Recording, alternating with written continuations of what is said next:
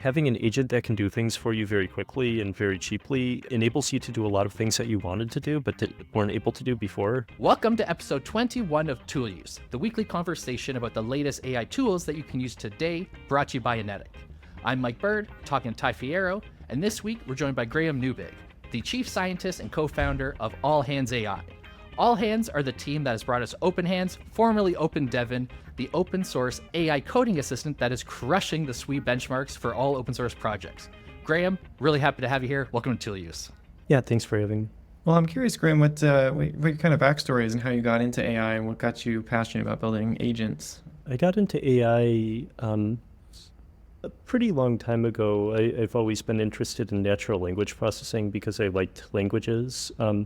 But I first got into code generation in 2014, and that happened when I was talking to one of my students at the time who basically asked the question, could we create natural language processing systems that translate from English to code and solve ICPC, International Programming Contest problems?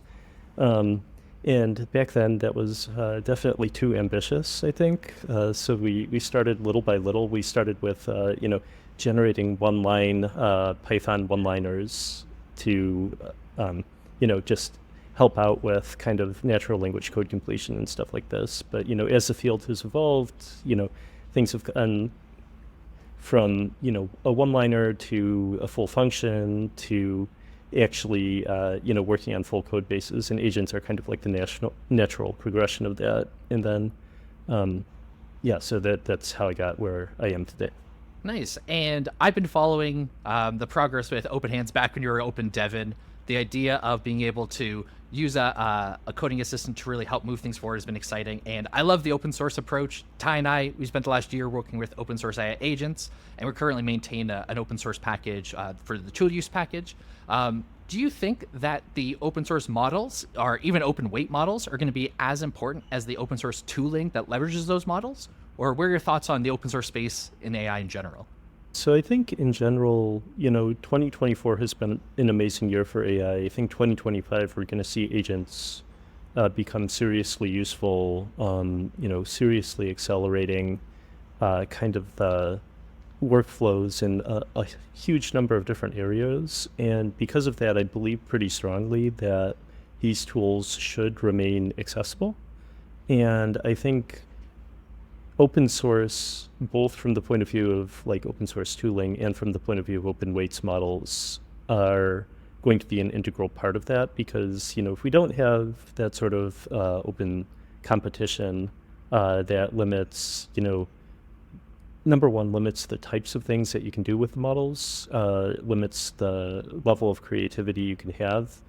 And it also could lead to a situation where we have, a few companies who have all the powerful technology, and it would become very expensive and inaccessible to normal people. So, that's something I believe in pretty strongly, both sides.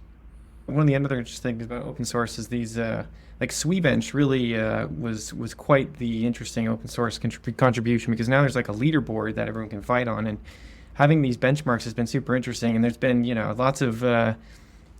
lots of overtaking on the benchmarks, going up and down the benchmarks. What's your thought on SweeBench? I know there's a couple different versions of it. I'd just like to hear what your general thoughts are. So I think SweeBench is a really excellent benchmark from a number of perspectives. One of the most important things about it is that it's what we call ecologically valid, which means that the moment we get a good score on SweeBench, it will be something very, useful to actual people, because GitHub, people solve a lot of issues on GitHub, and if on SweeBench we can solve the issues there, then that should end up being a useful agent as well. It does have a few downsides. It's very expensive to run. So running a single run of SweeBench with kind of frontier models can cost anywhere from $300 to $500 for Claude, all the way up to, we just ran O1, and that was $3,000 to do a single run of the SweeBench Lite version. So when we're talking about these things, they can be seriously expensive.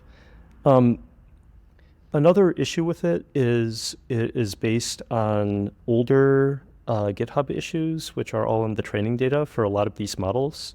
And so I'm a little bit concerned by now that some of the numbers, like 70% on SweeBench, according to the O3 model, are actually a bit inflated. And so I think we also need kind of new benchmarks that, continually track progress on new GitHub issues.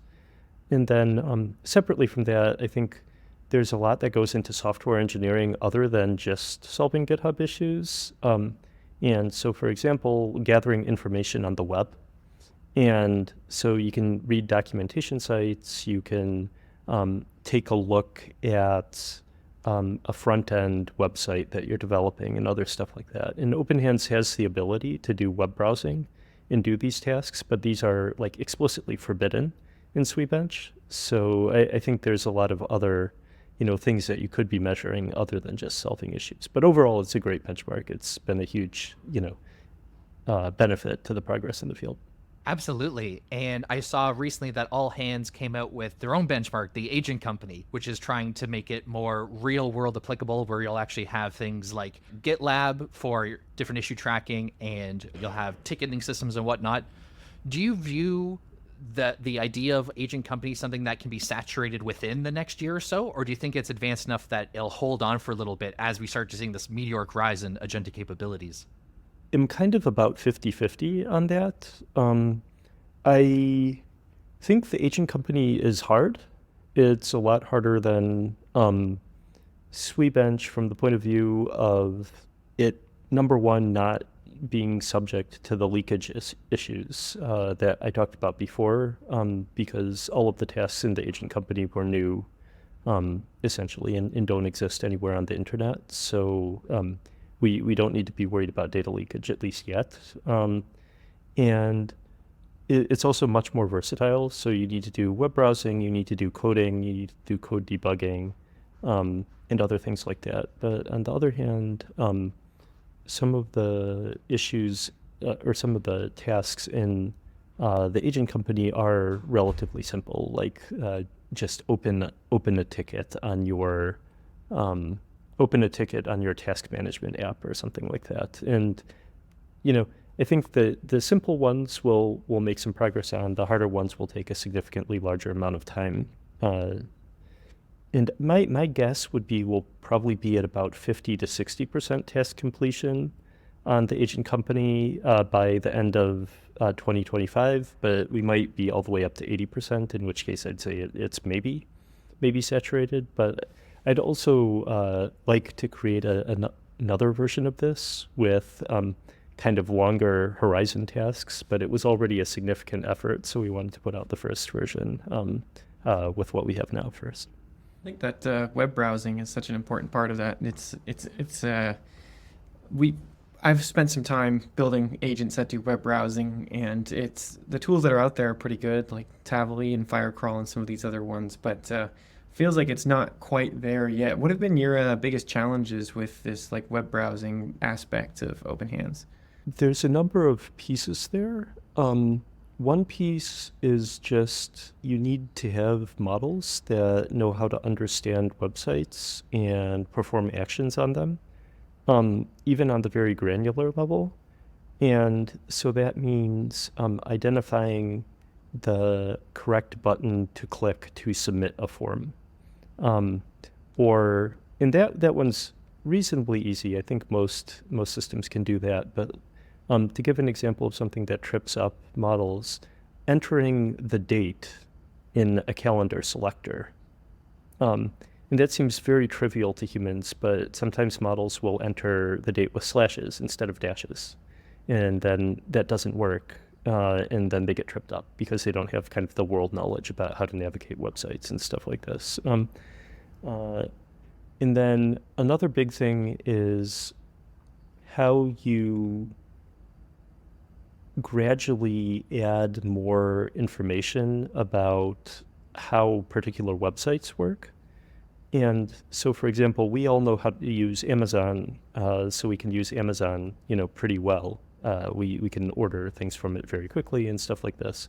But the first time we used Amazon, it wasn't anywhere near that easy, right? It's a very complex site, and you have to navigate it, and you don't know the difference between like add to cart and buy now and stuff like that. And so I think one of the big bottlenecks is like exploration and continual addition of knowledge to the agents. And so they should get better and better as they do more and more tasks. And we had a paper about this recently called agent workflow memory, which is basically like as the agents perform more tasks, they essentially add it to their knowledge base of the different workflows that they can do. And this is applicable, to any setting, but we tested it particularly on websites and demonstrated that this was very effective at improving accuracy on a benchmark called Web Arena that we created. And I think this is a general challenge for agents, like how can they continually get better? But I think we have a path forward there. I think, agent workflow memory is one way of doing it. There's other similar, other similar approaches. So I think we'll see that improving in the next few months. Correct me if I'm wrong. I'm pretty sure OpenHands uses a single agent architecture to kind of go through the process. Do you see that being the architecture that wins, or do you think having multiple specialized agents that are maybe orchestrated are going to be able to allow each agent get its own memory through this pathway and then kind of coordinate with each other to accomplish more complex tasks? I have a blog post called Don't Sleep on Single Agent Systems, where I actually explain my thinking about exactly this. And I think when people talk about different specialized agents, like not different agents, but different specialized agents, I think they're generally talking about three things. They're talking about the prompt that you provide to the agent, the tools that you provide to the agent, and the model that you use to power the agent. And in terms of the prompt you provide to the agent, the approach that we're taking right now, which I kind of believe is the right one, is we have a single prompt that tells the agent what it can do. We have a single set of tools, but it's a very versatile set of tools. So it can run bash commands, it can run Python commands, and it has some specialized tools for file editing, and it has web browsing. So those are the four things that the agent can do. And I feel like given the versatility of running things in Python or Bash and editing files, I feel like that allows you to do just about whatever you would want to do. But getting the knowledge about workflows and how to do particular things into the agent is super important. So we actually just about 1 hour ago merged in an improvement to how we do this. And we basically have a concept of micro agents in OpenHands. And the way it works is we have knowledge micro agents. And these knowledge micro agents are automatically triggered when you encounter a particular situation where you would like knowledge about how to do things. So just to give one example, we have a GitHub knowledge micro agent. And the GitHub knowledge micro agent, what it does is it tells the agent to interact with GitHub by using the API, not using the website, because it's much, much more efficient to interact with GitHub through the API than it is by clicking through the websites. It says don't push to the main branch unless explicitly asked to, because it would be annoying if you had your agent continuously push into your main branch. And it has a bunch of other things, and that's triggered whenever you start talking about GitHub. And then we have another one for NPM that says you should pipe in yes into NPM so you don't need to use the interactive terminal to confirm everything and stuff like this. So we have knowledge. We also have task-based workflows, and the task-based workflows are provided to the agent and say, this is how you fix a merge conflict. This is how you update a PR description and other things like that. And those are kind of like, blessed prompts that the maintainers have, refined and done prompt engineering on. And these also can be triggered by users or at particular time steps or things like this. So it's kind of like a multi-agent system, but it's also kind of not. It's in a way just kind of providing the necessary information at the necessary time. And you can have the single agent use the PR update prompt and then the like solve GitHub issue prompt. Sorry, you can use the solve GitHub issue prompt and then the PR update prompt, and it's all done within a single, agent's workflow. And we found this to be easier to maintain and more effective because we don't need to worry about like which information gets passed to which agent and other things like this. The one downside is that your language model needs really, really strong instruction following ability because you're giving no explicit scaffolding. And when I say scaffolding, there are some other agents that like first do one step and then do another step and then do another step and then do another step. And what we found is when we're using Claude, which is our language model of choice, our approach seems to work better. But when we're using some weaker models, they're worse overall. But they do better with more scaffolding. And this is particularly the case for open source models right now. I think this is the big challenge for the current open source models that we have, that you really need to give them a lot of scaffolding in order to make them, work properly. But that reduces their flexibility, which also makes them worse. It's kind of like the bias and variance trade-off in machine learning, if you're familiar with this. As you have weaker models, adding more bias to the process helps. I was watching that presentation you did with latent space, and at the very end there, you're talking about agents building agents, and you're talking about these micro agents here. I wonder if any of these can be like dynamically created, or if the first step of agents building agents is like a primary agent building smaller agents, or if like agents can build full agents. It's funny because I with some of these tool use demos, I've actually just used like Cursor's agent essentially to build little agentic scripts, and these newer models actually kind of understand the idea of prompting, and they're pretty decent at prompting, and that wasn't always the case. I feel like the first generation of like GPT-4 didn't really understand the nuance of what prompting was, and in my experience, these like Claude 3.5 Sonnet, the new version 3.6 Sonnet, is like pretty good at understanding prompts and like, okay, well, if this is an AI, then it needs this certain sort of prompt to go into it. So anyway, I'm going on here, but I'm really curious what your takes are, what your kind of findings are with agents building agents and where that's headed.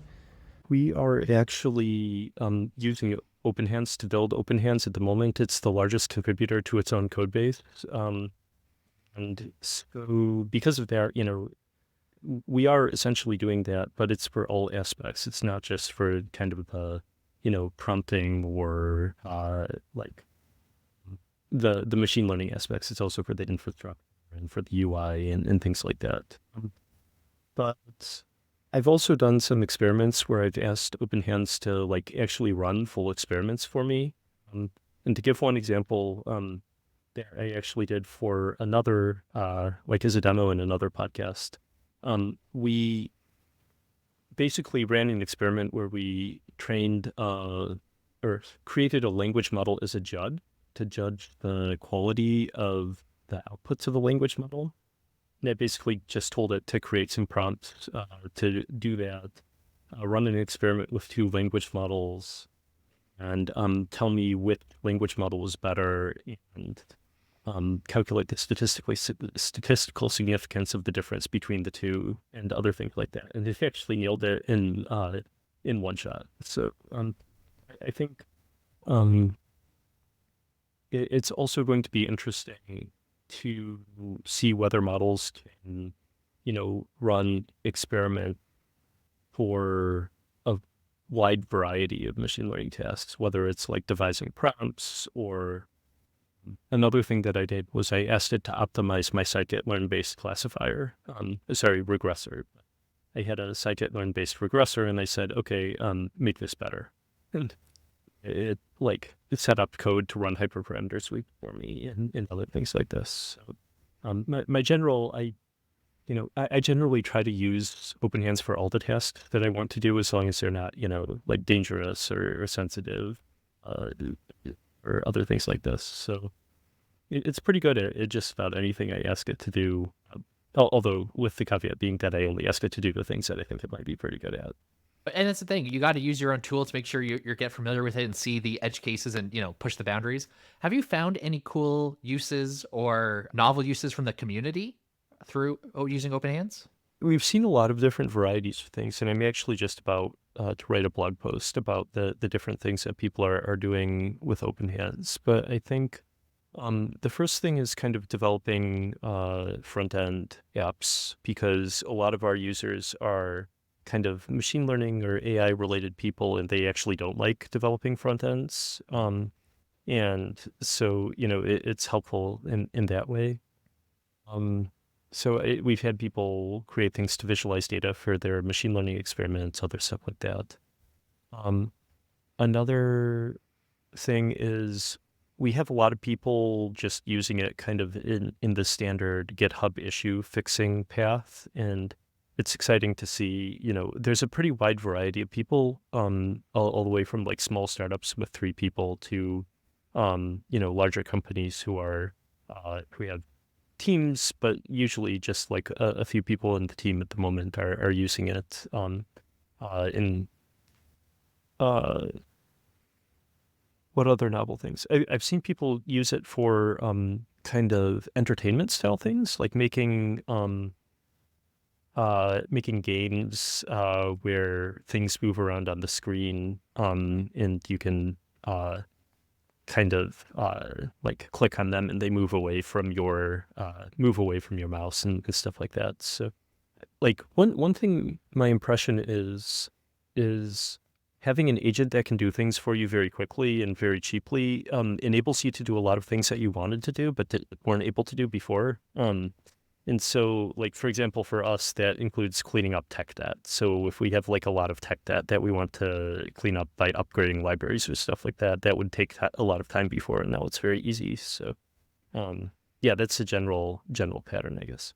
I think there's a lot of really exciting things out there. I think so. I come from a UI background, front end development background, and I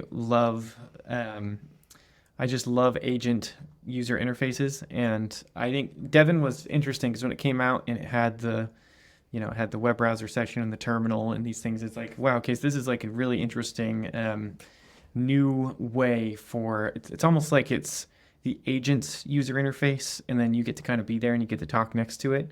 And I think it's really interesting. I'm curious if you have any thoughts on where the future of like human agent interfaces go, because I'm sure this isn't the end of it. And I spend a lot of my time thinking about about where this kind of thing is going and how we might interact with agents in the future. Is it just through Slack, or are we texting these things? Are they going to have full interfaces? Really curious if you have any thoughts on where the future of human and agent interfaces looks like. What we have right now is we have number one, a UI that's a little bit like the Devon UI that you talked about before.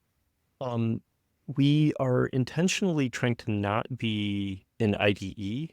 And the reason why is because there are good IDEs already. We don't want to spend a lot of time doing that, but you can click into VS Code and go in and, modify files as you want, or actually give feedback to the agent and stuff. But my impression is that actually modifying the code yourself is going to become a lot less important in the future, because I'm a reasonably good coder. I can modify code myself, but I don't really do it very much anymore because I just ask OpenHands to do it.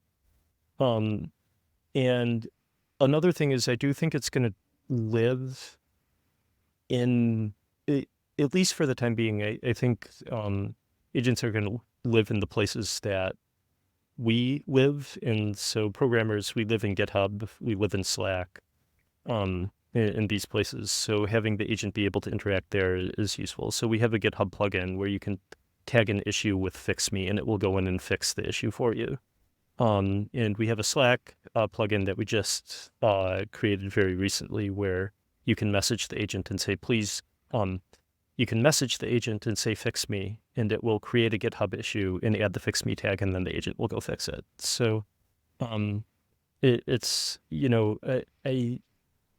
I think these are really interesting. One thing we don't have, which I've thought about a bit, is to have it record your meeting. And when you say a special keyword like fix me, or, you pick whatever keyword you want, then the agent will look at the history of the meeting and go and like create an issue from that, add the fix me tag, and by the end of your meeting, the issue is already fixed in your code base. So I think that would be pretty amazing. We just need somebody to set up a meeting recorder for our meetings, I guess. But like the great thing is, like, now that we can use kind of coding agents for everything. Anytime it becomes difficult to use them, it's like, it feels like a pain point to us, so we want to go in and fix it. I love the idea of getting them sitting out in meetings. Ty and I in a few episodes have talked about how we feel that voice interfaces is very important because it's just a faster bandwidth in. I prefer getting text out. Some people like voice back and forth, but being able to just dictate, oh, I need this thing done and have it operate in the background, super appealing to me. This also seems like something, and I'd love to hear your thoughts on this, where this could be a strong equalizer between startups trying to come up and build something new versus the incumbents who have a lot of resources already. Do you kind of view that pattern similar, where the technologies like this can kind of allow people to be so much more productive that they can actually compete? Or do you think it's going to be one of those things where the incumbents with the existing resources will just balloon in size and really dominate the market? It definitely feels empowering to us, in that, we can ship a lot faster than we could if we didn't have this. I think this technology will be useful for everyone. But I do think it will allow people to execute a lot faster on ideas. And that's something where, of course, startups have the advantage of less institutional inertia against doing new things and stuff like that. So I'd say maybe on the whole, it might be better for startups, but it should be helpful for everyone.